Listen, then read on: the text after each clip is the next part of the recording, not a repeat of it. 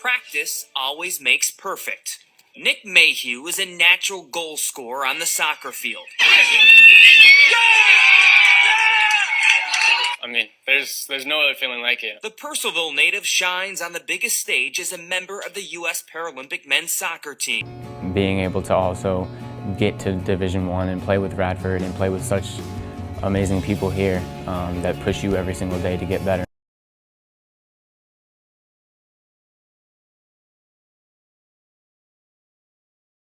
How are you, man? I'm good, man. I'm good. Doing well, man. How are you? I'm good. Just got back from the car shop. Had to go pick up. Need a new brake, so I had to run home and hop on this with you, man. How are you? How's everything over there? No, things are good, man. Things are good. I think we're kind of gradually opening back up, so just waiting for it to fully come back so I can get back out there. But you're right on time, man. So all good. Now, look, you cut out a little bit.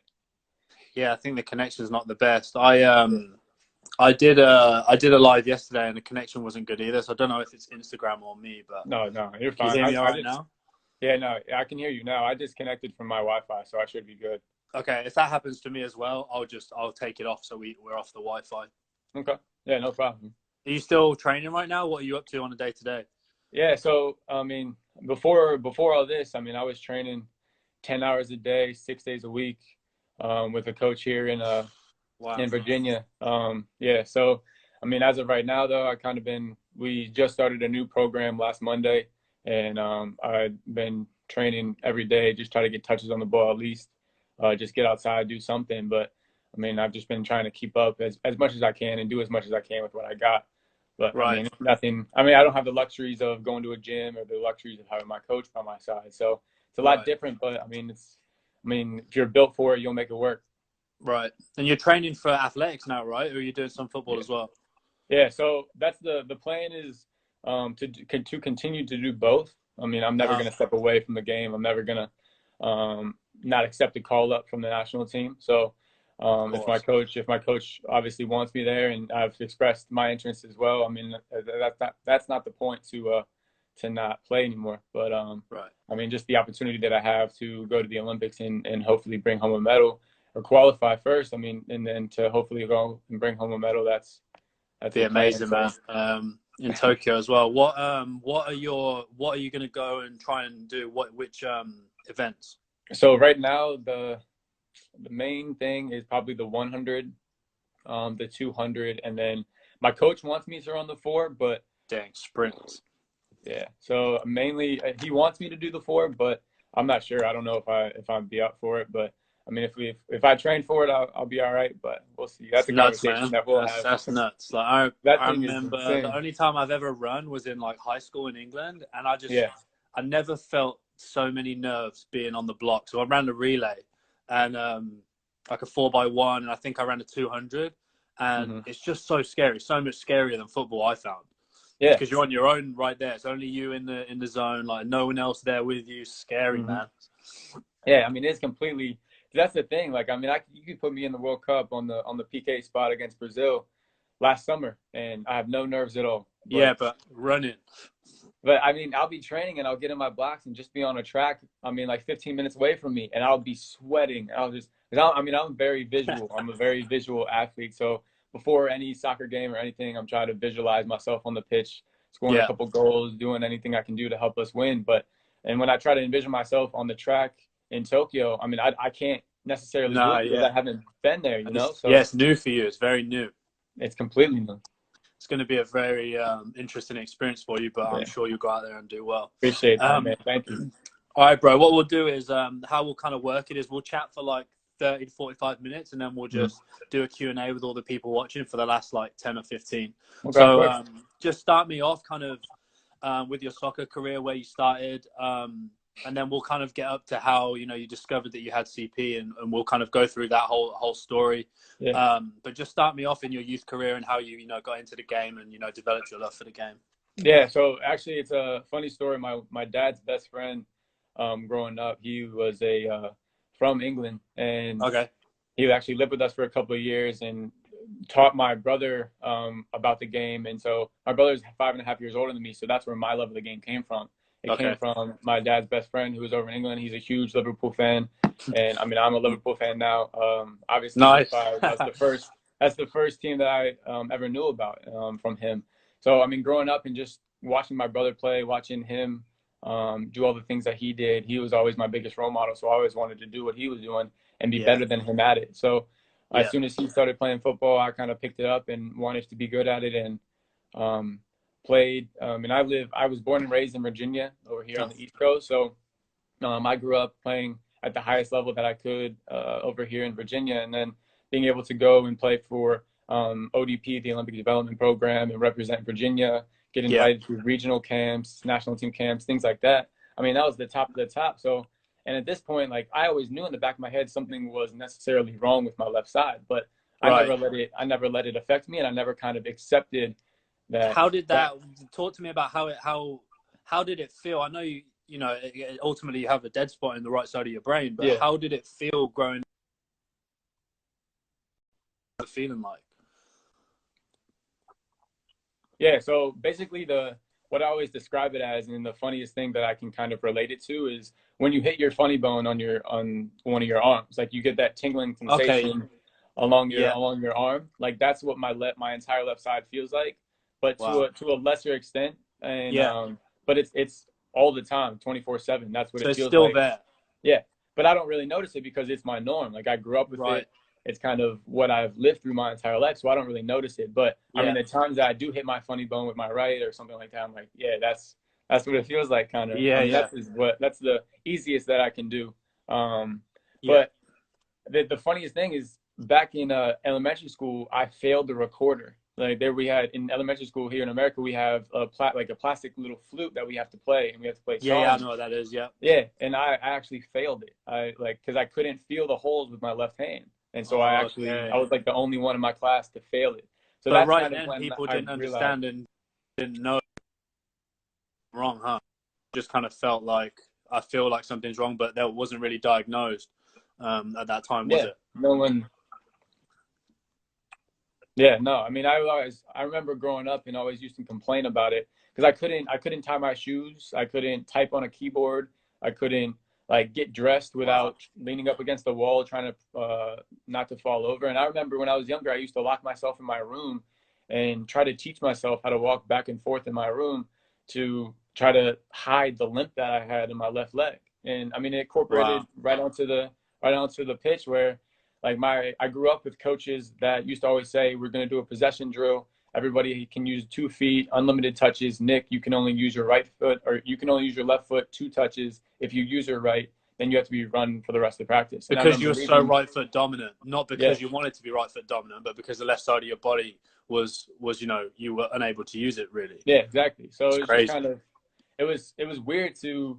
I remember leaving practices crying and riding home with my mom and just crying because I would be running the whole practice because I couldn't use my left foot because I didn't have the muscle memory. I didn't have the function to be able to use it. So I never understood why. Wow, what a tough thing to go through at such a young age. And did you try and say to your mom, Mom, something's up with my left side, or how did it culminate to you actually, ended up going and getting it seen to and understanding what it actually was?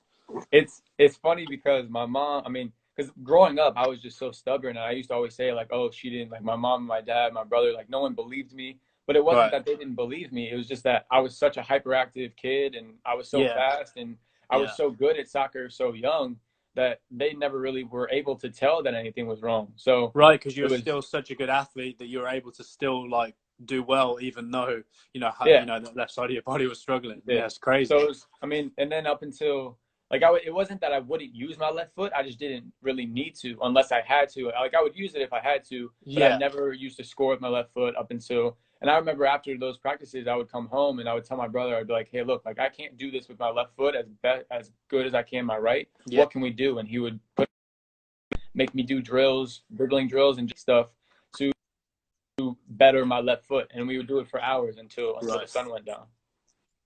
Right. Because your brother's an athlete too, isn't he a personal trainer, your big brother? Yeah, he's Yes, a personal trainer, so and you should, thank God that you're such a blessed athlete that you could still, do well even though there's a problem in your brain. It's crazy, to be honest. Like think if you didn't have that issue, where you could have been. I think about. I mean, I've had the amount of people in my life. If I had $1 for every time someone said that, I'd be like, "Hey, you're pretty good," but could you imagine if you Yeah. had your could you But at the end of imagine? the day, it's like you said, even like a situation we're in right now, you make the most out of every situation that you have in your life, and yours is just a very unique one. That's like something not many people experience. But look what you've done, man! It's a testament to you, and I appreciate that. Hard work and the dedication, and resilience to go through it. So talk to me about how, because you had let's go up to the seizure, because obviously you had a seizure, and that was what a form of CP. Talk to me about that whole time, which must have been so tough for you and family. Yeah, it was so it was right around I was 14, and I was on the DC United Academy at the time playing with them. And I mean, playing with them was just like just such an incredible experience, being able to, right after the year after I played with the ODP program. And I mean, I remember our starting 11 with the ODP program, a majority of those players now are playing professionally either overseas or here in the US. So it was just like such an honor to be there, and then to go from that program straight into DC. It was like, that was when the academy started to up their game and kind of like, hey, if you're not from an academy, you're not really relevant in a sense, which is frustrating, but that's kind of how it was perceived. So to be able, I mean, I started out as a developmental player. I started out just going to practices, not doing anything. And I remember talking to the coach, and he said, if you work hard enough, we'll give you a shot and you'll be able to play. So I remember months after months just kind of going from a developmental player to being able to get a shot playing in a game. And one weekend, my coach pulled me aside and said, hey, we're going to give you a shot to play this weekend. You're going to play 2 games. We're going to talk on Monday, see how you do, and then we'll figure it out. And those 2 games, I played in the best 2 games in my entire career with DC. I scored in both games, and I remember I wanted to go to the University of Maryland. That's where I wanted to go. My mom went there and graduated, so I was super excited about that. And I mean, there was Maryland scouts, UVA, Georgetown. There were so many scouts at our games, and I had played really well. I was like on cloud 9. I mean, I was 14 years old, and I was like, I mean, like this is it. Like, what else can I do? I'm on top of the world. And on that Monday, hand me that scholarship. You're like, give me the scholarship. Let's go. I was like, Mom, we're good. But on that Monday after training, my coach pulled me aside and said, congrats, it's your spot to lose. You played really well. We were impressed. And so that was on that Monday. 3 days later, on that Thursday, is when I woke up and had my seizure. And the very next day, my neurologist told me that she didn't think I was going to ever be able to play soccer again. So it went from me playing with the DC United Academy to having US scouts, Maryland scouts at our games. And I was on cloud 9 and hit rock bottom in a matter of a week. So, I mean, so I literally woke up and had my seizure and was rushed to the hospital, bit completely through both sides of my tongue, and went through all that stuff. And I mean, it was just such a horrific experience because my poor mom had to watch it happen, and there were so many little details that went into it. But to be honest, it was kind of a blessing in disguise, because I remember sitting in the neurologist's office and her putting up my MRI and showing the dead spot and saying, you see, this is what Nick has been complaining about his entire life. This is why his left side is the way it is. Nick has cerebral palsy.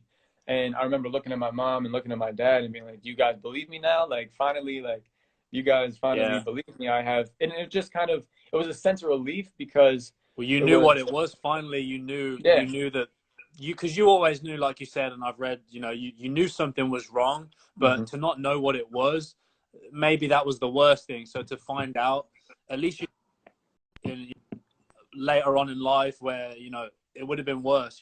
Like you said, you've got to look for silver linings, even in such a traumatic experience. I'm sure it was awful for your parents as well. I can't even imagine. But yeah, I mean, like I said, look at what you were able to accomplish after. I appreciate that. But I mean, that's just kind of a testament to the people that I had in my life, and also just the way that I think about everything. Like, I grew up with just the people, I mean, old coaches telling me that I would never be able to go pro, and just kind of people telling me that I wouldn't be able to do things. And the way that I grew up, and I knew my mentality was, I just had the biggest chip on my shoulder, because I would go to those trainings and I would say like, hey, like I can't whip a ball in with my left foot as good as I can in my right, but I know that if I work hard enough, I know I'm better than the person next to me because Right. I'm gonna work harder than anyone on this pitch. And I know that no matter what, when it comes down to it, I will be the better player because that's just the type of Which is such a good mentality to have. And that's the reason why you're able to do everything you've done purely, you know, obviously your hard work, your dedication, you're obviously talented, but that mindset is just so big for anyone. You need that every day, really. What up, Huge. Mike? I'm like, it's like I said, it's unreal to go through that and to, you know, just it's hard to even put into words. I'm sure it is for you still, even when you're talking about it. But yeah, and the scariest thing and the biggest thing that not a lot of people know is that I kept it a secret until I was 22. I never told anybody. Mike Seaton, who just popped in the chat right now, I played with him at DC, watched him play, and he went on to play with the first team. And I trained with him, played with him, and just like I've watched Michael at Orange County. Yeah, I've watched him play. Striker, right? He's a baller, man. Yeah. Get well soon, Mike. But playing with everybody at DC and the ODP, going to college, nobody knew anything. I didn't tell anybody because I didn't want to have anybody give me any sympathy or feel bad or be like, oh, like we'll let him play or do all these things because he has this, but he's good too. Like I wanted to be able to play and prove that I could play no matter or with or without my left side. Like it wasn't going to affect me as a player on or off the pitch. So which is pretty unbelievable. Kept it a secret until I was. How unbelievable is that? Thank you. I appreciate that. Wow. But so was that after college? You let people know after college that you had that? That you had it? It was during college. It was during college. I was at Radford University then. My junior year, I joined the national team, and the Big South Conference came to me and they said that they wanted to do a piece on me and release a video. And so we did this whole thing. I watched that. Yeah, I watched that video back in 2017, and they actually came to me and were like, "Hey, we want to release this video. Is there? We're gonna do it then. Is that okay?" And I actually went to them. I was like, "Hey, just give me a couple of days. I have some people I need to talk to." And I remember going to all my teammates, going to my coaches, and kind of sitting everyone down and being like, "Hey, you guys are about to find out a lot of stuff about me that none of you know. So, take it as what you will." And then I remember as soon as it was released, my coach called me, my college coach called me in his office, and he sat me down and was like, why? My freshman and my sophomore year, after every day of practice, I would stay after with my assistant coach and work on extra drills with my left foot, whipping balls in, finishing, passing, technique stuff, everything with my left foot, just because I wanted to get better at it, and they had noticed that it wasn't as good as my right, but they didn't know why. And so he called me in my they're office probably just thinking like, you know, any normal player that, you know, most guys do have a dominant leg. You know, so I was young. Crazy. So they he came in and was like, why didn't you ever tell us? Like we would have taken it easy on me. And I sat back and I was like, that's exactly why. I was like, I never wanted your sympathy. I never wanted to have something be taken easy for me because I needed to be pushed. I need to be pushed just as a disabled athlete. Like I need to be pushed to be able to take myself to that next level, to get myself to do things that I want to do. So it was a humbling experience alone. And then to have everybody that I played with in DC or growing up kind of hit me up on my phone and be like, hey, like, we never knew about this. That's crazy. Or like, are you sure? Like, are you lying about this? There's no way, dude. You can still ball out. What are you talking about? That's probably what they thought. So I was like, it's kind of disrespectful, but thank you, I guess. Like, yeah. Thank you. Like, so wait a minute. So you were playing in the academy with us and you only had like one half of your body working right? What the heck? That's what they must have thought. Yeah. It's weird, but I mean, I appreciated all the messages, but I mean, it's definitely been crazy because I get a lot of negative messages just as much as I get as many positive ones. So let's talk about how you deal with that. And I know that not sharing your disability would have been, you know, maybe partly because of that, maybe people would have, you know, ridiculed you, or was there ever any of that? I suppose nobody really knew. And like I said, it's not like, you know, some people with CP have very severe CP and, you know, they're wheelchairs. So for you obviously you were able to mask it and, like I said, only let people know that you had it, that you really wanted to. Was there any kind of backlash when it came out, and how did you deal with that? Oh yeah, I mean, it's been crazy because I haven't really ever admitted to it or talked about it, but I mean, I get so much backlash even today. I mean, how? Especially Why? after, because people Yeah, I mean, people will literally like hit me up and just be able to tell me that I'm not disabled, or that I'm not disabled enough to play for the team, or like ask me why I'm Mm, not, or just they just kind of, because they're not aware, and that's the biggest thing. Because up until I was 22 years old, I never knew that the Paralympics even existed. But right. when I got diagnosed, me being a stubborn, egotistical 14-year-old, just kind of someone that was like, oh, like I had been playing with DC and I wanted to take this route to go pro, to play for the national team, the men's national team, and everything, which are still dreams. Like I still have a dream to play for the national team. I still have a dream to go play pro, which eventually will happen. But Yeah. it's just a matter of like the people that come to me and say like, oh, you don't have this, this isn't real, you made this up, or how are you kind I of rigging understand. the It's system because and things like what that. you're saying is there's guys that are more disabled Mhm. than you are, that you're playing against in the games. That's Mhm. probably why, right? Yeah, but and it's funny because there's a lot of people that are like, oh, like why don't you? And it's not, no disrespect to them or discredit to them, because they just genuinely don't know. But a lot of people will come to me and ask me if I play in the Special Olympics or No. anything like that, because they don't know that the Paralympics are a thing. And it's crazy to me because if you put all of the Paralympian players, or any Paralympian that has done anything or been able to achieve, and to kind of go over their speed bump in their life to then be able Yeah. to be successful in what they do in their sport, you put us all in a room, I promise you, you will not be able to tell what their disability is. It's Yeah. unbelievable. I mean, these Hmm. athletes, regardless of their disability, these athletes are elite athletes. They Yeah. compete at the highest level of what they're able to do, and they Yeah. do it at such a level that a majority of able-bodied athletes or normal people wouldn't be able to do. And it's unbelievable, and it's the most Yeah. humbling, like, No, I crazy know. experience for me. Yep. But I mean, I just kind of, it comes along with everything.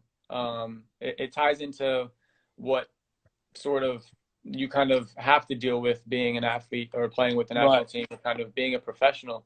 Of course. You I just mean, kind of have to take anytime everything anyone always gets good any with the kind of success, bad. you know, disabled or not, exactly, exactly. You're Yeah, always gonna get people hating on you if you're successful, and that's just a reality in life, whether you're disabled or not. You know.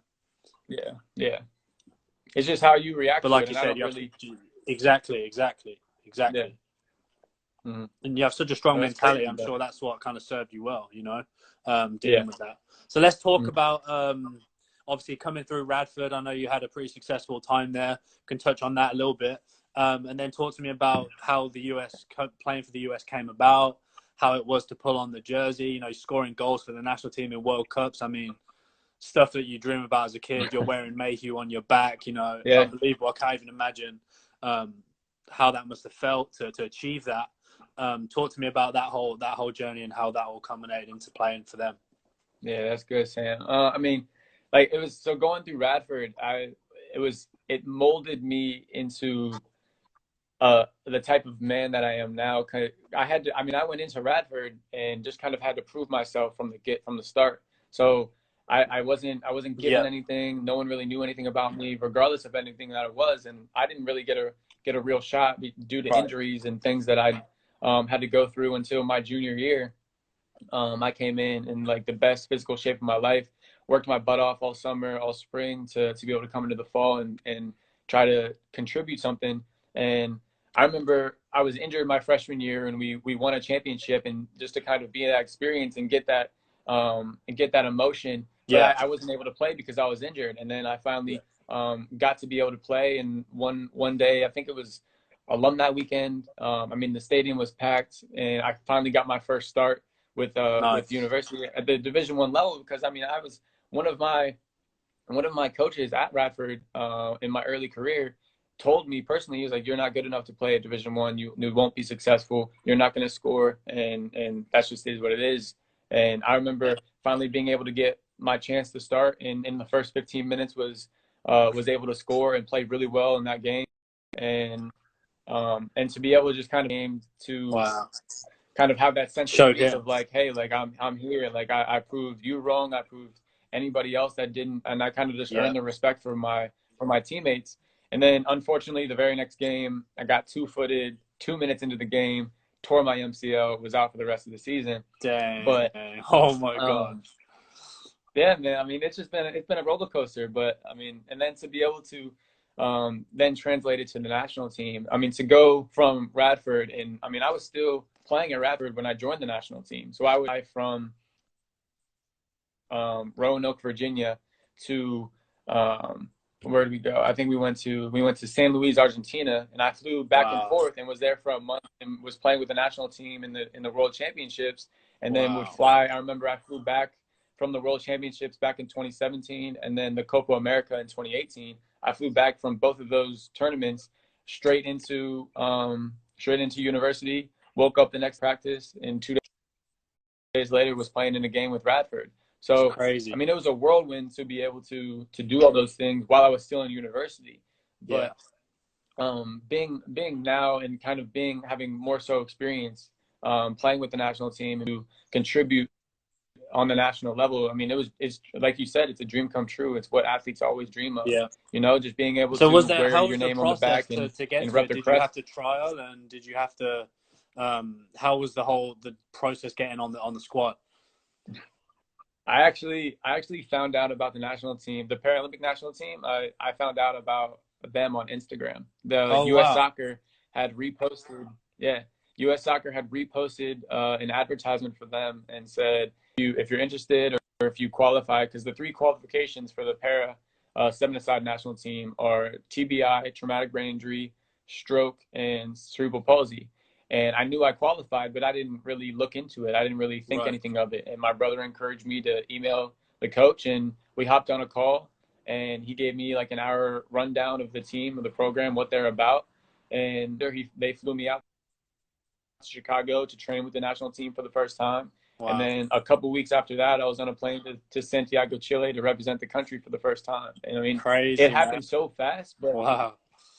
Yeah, I mean, it happened so fast, and thank God we live in a time with social media to kind of be able to be exposed to those experiences. But it was an unbelievable sense of kind of realization of, hey, like all your hard work has gotten you to this point. And I remember walking into the room, seeing my jersey, seeing my name, and seeing my boots and everything just getting laced up. And after the game, just being like, okay, like I did this. Now, like, what's next? Like, what can I do next to kind of take myself, the program, and my legacy and everything to the next level? What's next? I mean, just never be satisfied. And that's kind of how I've lived my life. You've kind of gone the whole way through with that kind of mentality. I mean, from being told you'd never play to a coach saying that you're not going to play Division One. I'm sure you'd never even, I'm sure you believed in yourself enough. Obviously you did to get to that level, but to actually bring that into realization, and obviously your brother's been a big influence on you and pushing you to do that, and I'm sure that helped you as well. But just what a good feeling to be able to actually prove people wrong and prove yourself right by doing it, you know? Yeah, I appreciate that, man. Thank you. No, it's amazing. It is unbelievable. So let's kind of talk through your best times with the national team. I know you guys, you know, you've made program history with getting a medal in Peru, right, in Lima. The Pan American. And so talk me through that whole experience, and you know what it was like versus playing in the national team to Division One. What were the differences? Did you learn a lot more playing as under Stuart Sharpwright, Scottish guy? Yeah. So is there any differences in methodologies, in coaching methods, and what did you learn going into the national team? It's actually a lot similar. I mean, at the end of the day, as soon as the whistle blows, it's the same game. But I mean, playing Division One and playing against like UVA, who had just won the national championship, Georgetown, West Virginia, playing these top programs with players who go on to play in the MLS or go play pro. It's a different level of physicality. Obviously, it's a different level of speed, like the speed of play. Just everything is 1-2 touch. At the Division One level, everything is so fast, so physical, and you kind of just have to think 2-3 steps ahead of what you're going to do. Right. And so then go from there to play on the 11 sides, and then go play para, which is 7-a-side. 7-a-side. That was the biggest adjustment.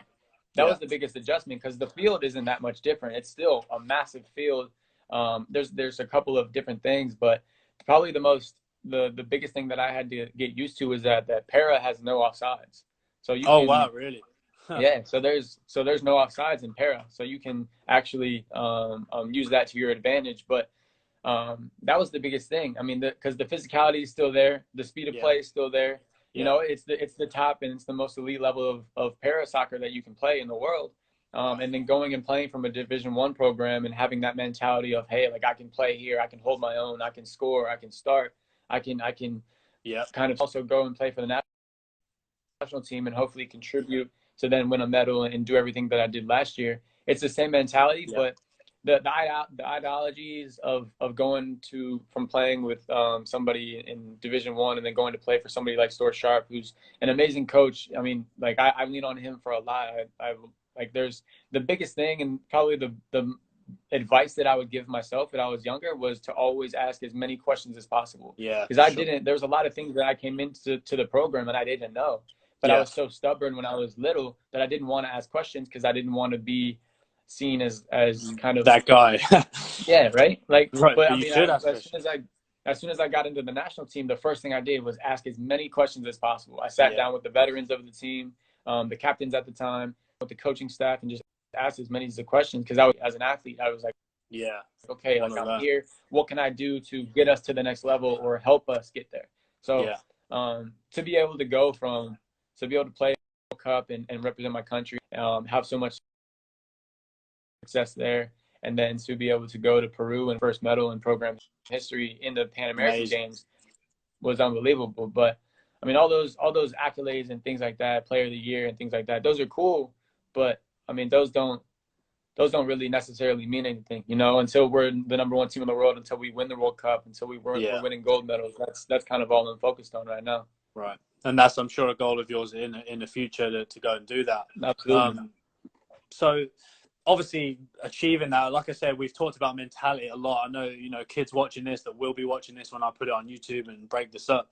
Kids are always struggling with, you know, how do I deal with, you know, think of what you've had to deal with in your life and where you've got to. It's not just from, of course, it's from support system, it's from having talent, but ultimately it's down to, you know, your mentality and your drive and what you have within you, you know.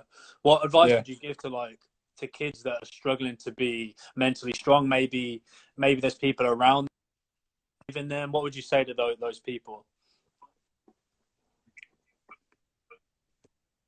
The biggest thing for me was to rekindle that fire for the love of the game. I mean, the biggest thing the reason that I started playing football was because I saw my brother play, because I just genuinely loved it. And also I remember before every single game, I would watch Ronaldinho play and Thierry Henry, and they would just have so much fun playing it. I have those two players tattooed on me, and that's the reason. I saw that. I love those guys too. Yeah, I got Dino and Thierry tattooed on my leg. Tats. I've seen them. Yeah, really cool. Appreciate it. But I mean, it was just for the love of the game. I mean, the way that they played Brazilian football, Jogo Bonito, like just the way that they played it was so much fun. They just had so much fun with it, and that's the biggest advice I would have for players is just to have fun with it. If you don't love it for the fun of it, when you're not making money, when you're not when you're playing with your friends, if you're just having fun. I mean, if I would give any amount of money, I would give up anything to go back to the days where me and my friends would just go out and play or travel a couple hours to play in the club. And just those experiences, those are the best days. I mean, represent your country and everything is dreams come true. I mean, nothing can ever replicate the being able to play with your friends and just for the love of the game and just kind of doing whatever you do to have fun with it. But also, it's just to understand that it's not everything is going to go your way. Nobody's perfect. Nothing is perfect. And I mean, I remember growing up, and I mean, if I had listened to all the coaches, to all the players that told me I was never going to make it to play on DC or to play in Division I or to play for the national team, and I've done every single one of those, you know, and just because I always believed in myself and I always surrounded myself with a group of people that believed in me too and pushed me to be better. So I think that's important. That's important. That's really, it's good to touch on that, because I think I mentioned in one of the other chats I did about Van Persie, about how he got to a certain point in his life where he just audited everyone around him, and he was like, not because he didn't like anybody or had something against them, but he's just like, if you don't bring something positive to my life and you're not helping me get towards where I want to be, which is professional soccer, then I'm just not going to hang around you anymore. You know, I've still got love for you, you know, thanks for your friendship, but you're not going to be around me on my journey. And I think the earlier that you could do that, the better. Because I was saying, I don't think I was able to physically and mentally do that until my probably my mid to late 20s. So for kids to be able to do that in their teenage years, and like you said, you have that at a young age. You know who to have around you.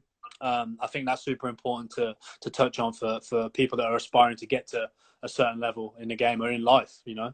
I mean, I mean, exactly what you said. And that's exactly what I mean, because especially in today's time of social media and what Instagram is, and kind of social media is like the brand new currency of today, which is, it's awful because a lot of young athletes are discouraged to continue to try to aim for their dream because they don't get enough exposure or enough light or like likes or posts on Instagram or things like that. And it discourages younger athletes to give up. And that's just the wrong way to go about it. And I mean, if you have the talent, if you have the heart and you have the drive, those are things that you can't buy. Those are things that you can't teach.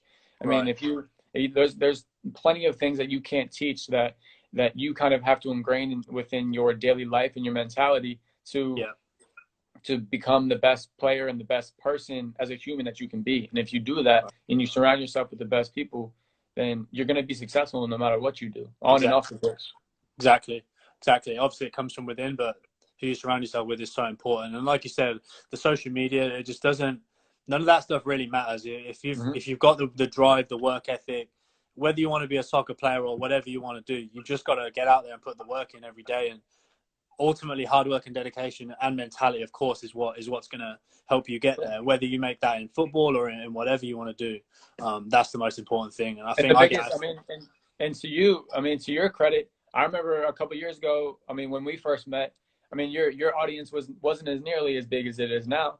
And I mean, and you just continuously put in the work, continuously put in the edits, post stuff, and genuinely, like when you were just getting like a couple of likes on some stuff, but you genuinely want to help people, that's the audience that you're going to attract. All I've ever done is that, the same. Exactly. That's all I've ever done is just post stuff that I think would help me if I was a young player looking at it. And that's what I've continued to do. But now people, see number, which really doesn't matter, like I said, but people see those numbers and like, oh, I wish I just post what you want to show. My obviously page is just fully focused on just helping players however I can. So I just stuck to that all the way through, and people resonate with that eventually over a amount of time. And I promise you, it helps so many kids, but also, I mean, I'll come to your page, I'll look at your stuff, like I see everything. Like I genuinely like it helps me too. And that's for anybody watching it, if it helps you and you're like 10, 13 years old, it helps people that are 24, 26 playing at the highest level of whatever. Like it doesn't matter. Yeah, man. I appreciate that. And that's what it's about, giving back to stuff that I didn't have when I was growing up, Yeah. So let's talk about, what do you think, if you could single out one moment, one individual moment and one kind of collective moment in your whole career, what would you say is your most proud, most thing that you look back on with the most, that you cherish the most? I mean, winning a couple of championships in university was definitely up there. But I think what I've done with my teammates with the national team and Coach Sharp, we went into the World Cup kind of underdog. I mean, we always see and look at ourselves as underdogs. We're always talked about, and we always are just kind of the outsiders. We're ranked 4th in the world right now, and we got put in the group of death in the World Cup. We got put with Iran, who was number 3, Ireland, who I think was 6 or 7, and then Finland.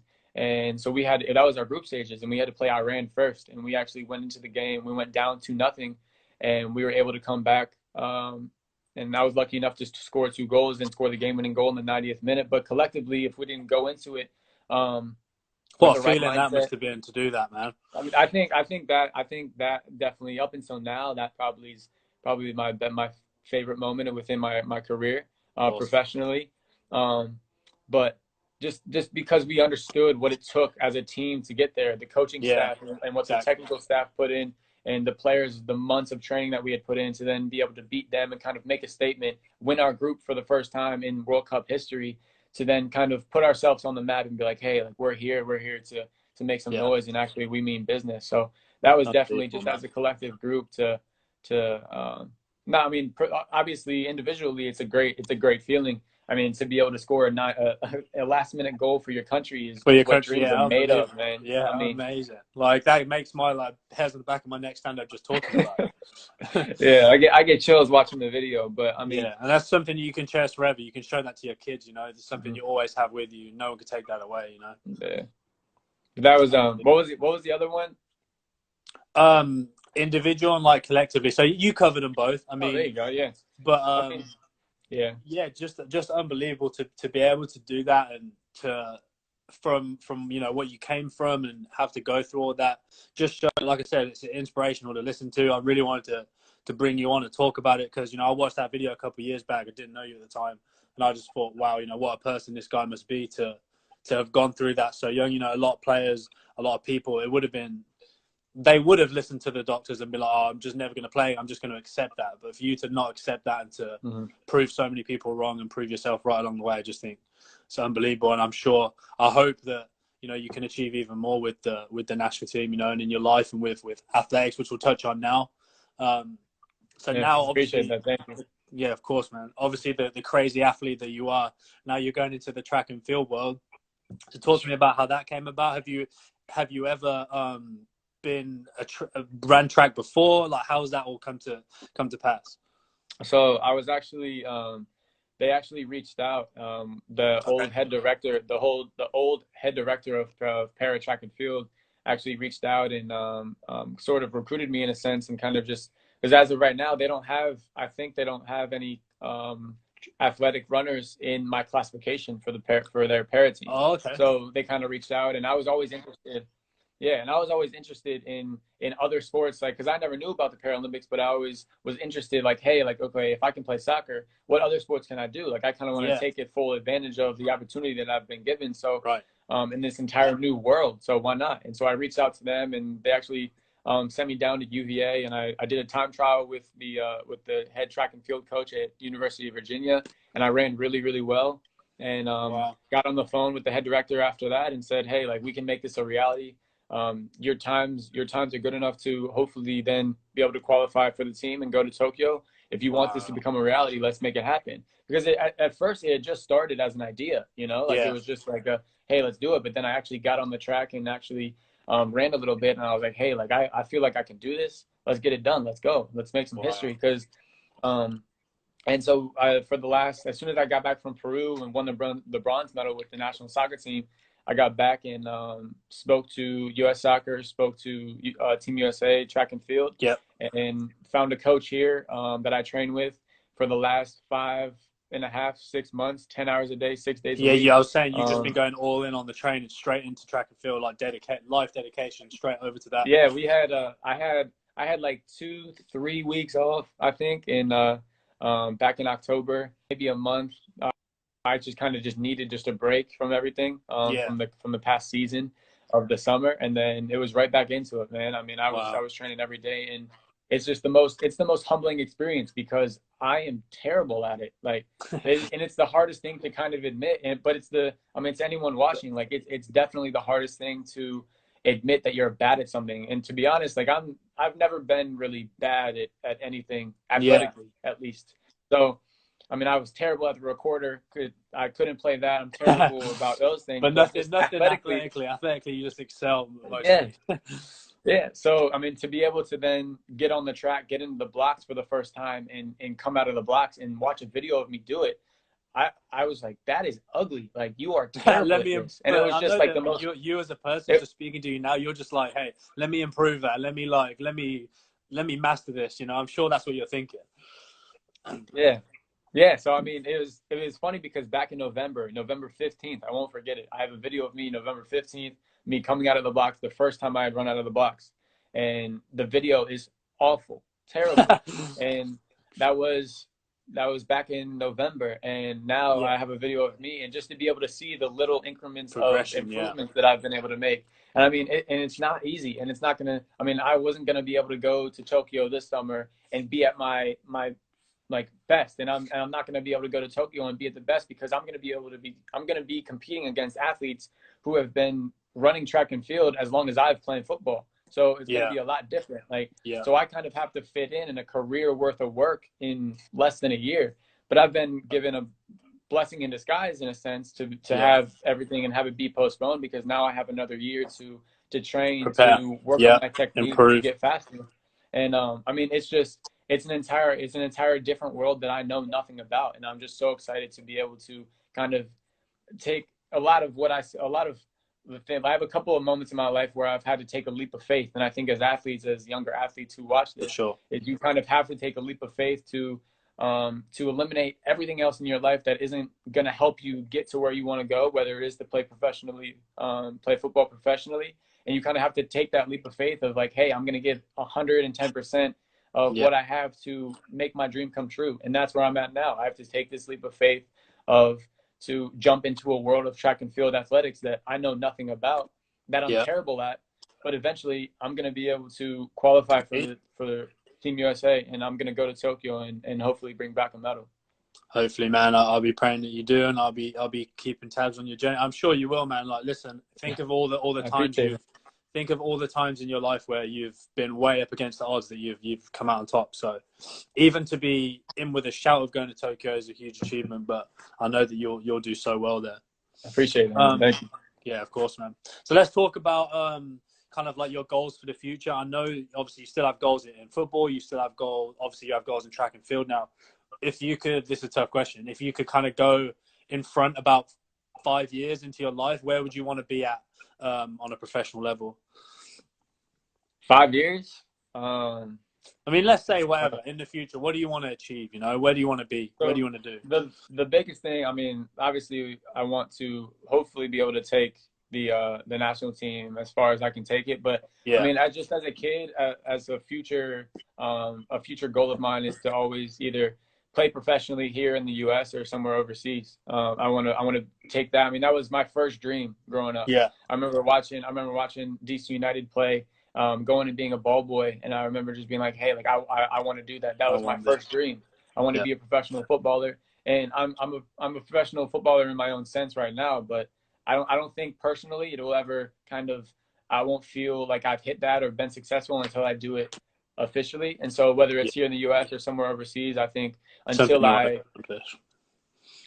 I want to either play in the USL, the MLS, or play somewhere overseas, and just to kind of give that one last kind of nudge and chip on my shoulder to the people that always used to never believe me, that told me I would never be able to go pro.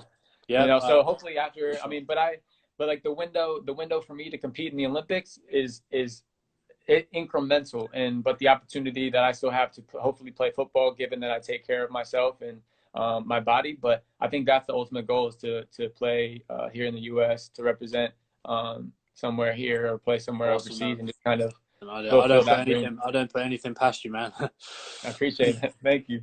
All right, man. We'll see. We'll make it happen.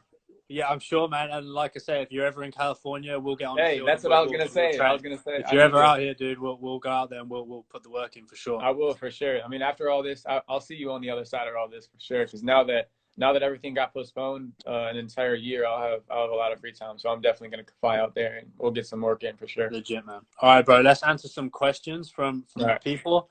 I don't know if you've got. There'll be some on the screen. So if you want to, I've got a comment box, but where I can see them all, like. But if there's any that you see that were left in the chat, just swipe up through them and let me know if there's any you want to answer. Well, I've got a good one already. Yeah, ask it. What advice would you give to your 16-year-old self related to soccer? Related to soccer is to know that to know that you're not as good as you think you are. You know, like in a lot of 16-year-olds, a lot of people who are teenagers think that like they're the best ones on their team or whatever. Yeah. But the people that go pro, the winners of the world and just athletes, all think the same way that you do. I mean, you have to have that mentality, but you have to also be able to understand and remove yourself from that, and to know that there's always something that you can get better at, that you're 100%. Never working hard enough. 100%. You know, like I actually made a post on that the other day. 100%. It's about you got to train like you're the worst. Even if you think you're the best, you've still got to train like there's someone working 10 times harder than you. So you're spot on. 100%. Agree with you. All right, let's see. I'm trying to see.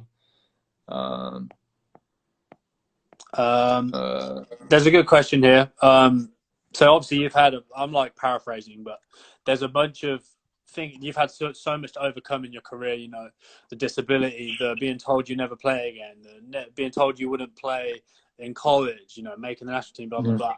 What would you say the biggest challenge was? Was it within yourself or mentally, and how did you overcome the challenge? Was the biggest challenge being officially diagnosed, or was it something else? I think the biggest challenge was the mental battle that I had with myself. I mean, there was a long time after I got diagnosed, and kind of after I was told that I would never play soccer again. There was a long time where I was just super depressed. I was super sad, and I mean naturally, I didn't know. I mean, I went from cloud 9 to rock bottom in a matter of a week as 14. Yeah. So I had to really just kind of dig deep and kind of just find that belief in myself, because my entire life I'm virtually the only one that believed that I could do what I could do. I mean, I always had such a great support system within my family and those I hold close to me, but it's just to always understand that it's okay to not be okay. It's okay to be, you know, it's okay to be sad sometimes. It's okay to have a bad game. It's okay to miss an open goal. It's okay to score an own goal. You know, it's okay to have a couple bad games. Like, it's okay to not be perfect. Nobody's perfect, and everyone's going to have those bad days. Everyone's going to have those bad like months, those bad seasons, you know, like it's okay. And you just, the quicker and the earlier that you can understand that as an athlete and as a person, the better your life and your career is going to be, because then you're going to understand that, hey, like I made this mistake, but I acknowledge that I made that mistake. So what can I do to not make that mistake again? Exactly. And next time I'm in that situation, then the next time that I'm in front of goal and the keeper's in front of me, I'm going to slot it top in, you know, like I'm going to have the confidence within myself to be able to do that. So and it comes from within, like it's okay it's okay to not be okay. 100%. Yeah, and it's like that. All of these things that you go through develop resilience in your life. You know, we've all had things in our life where it's been a struggle mentally, physically. You know, me personally, leaving my family when I was 18. Yeah, exactly. I was ineligible in NCAA for half the season, couldn't play, wanted to go home. And when you're so young and you go through stuff like that, much like yourself, obviously very different but similar in the same way, you just develop a maturity and a resilience that really guides you through the rest of your life. And I think it's important to go through that. So for anyone watching that's young and that's going through, you know, trying times, you just got, these are the things that will shape you as a person, you know, sink or swim, and you just got to take it on your chin and grow from it and become stronger, which is what will serve you well as you get older, you know? Yeah, it's a lot. I mean, a majority of what you want to do is going to be the things that you do on the field, but what's going to make you the man or woman that you are, the player that you are on the field, are the things that you focus on off the pitch. Exactly. You know? So, I mean, yeah, you hit it spot on right there. 100%, man. All right, see if we can get a couple more in.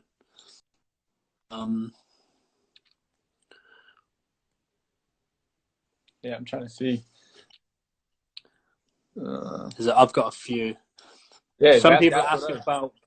You got one? No, I was gonna say you can ask whatever you got. Okay.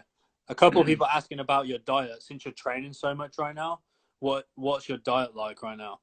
Well, training. I mean, when I was training. Well, not now, but before, you know. Yeah, when I was training 10 hours a day. I mean, I used to eat 4 or 5 meals a day.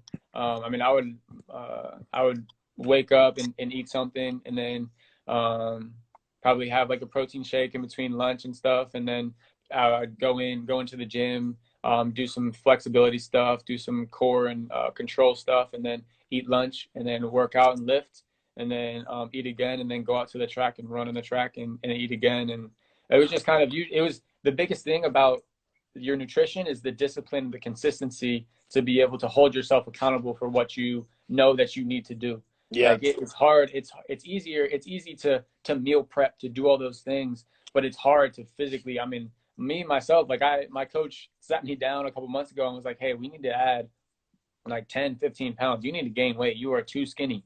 You are itty bitty. You know? Let's start eating. So, and it was funny because, yeah, I mean, and that's just strictly just from eating. And so I literally started just eating a ton more. And the way that I hate it. Like I had to like force feed myself, but it's the discipline and the consistency of knowing that I have to hold myself to a certain standard to be able to achieve, to be able to even put myself in the position to qualify for Tokyo with Team USA. So, I mean, it's what I have to do.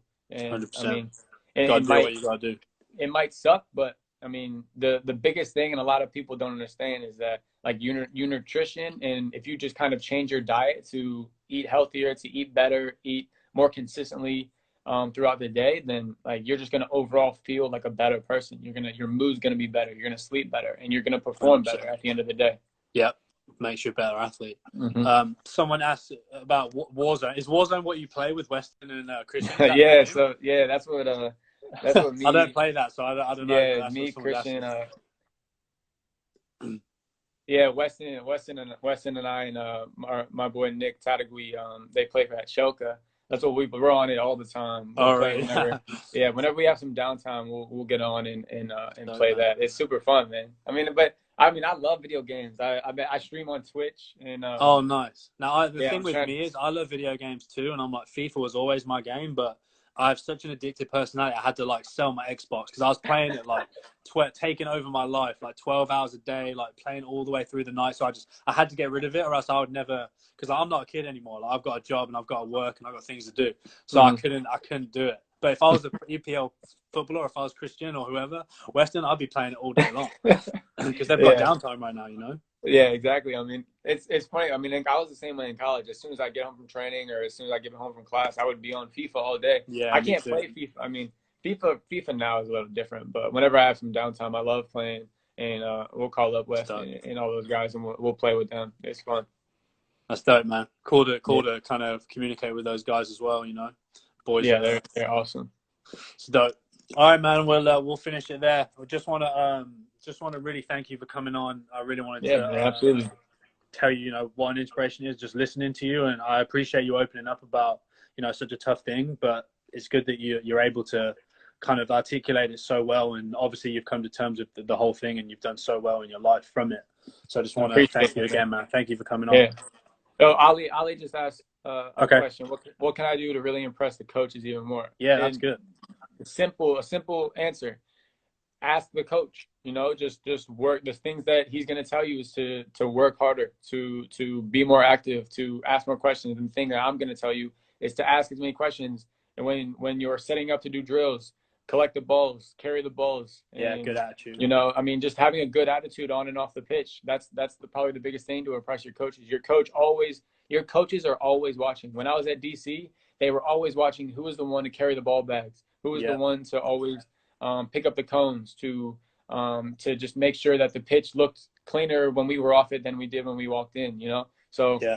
It's the little things that I remember watching the first team play, and even at the national team level now, like some of the oldest guys are the ones that are doing the stuff that they think the younger guys should be doing, you know, and you're never above the guy next to you.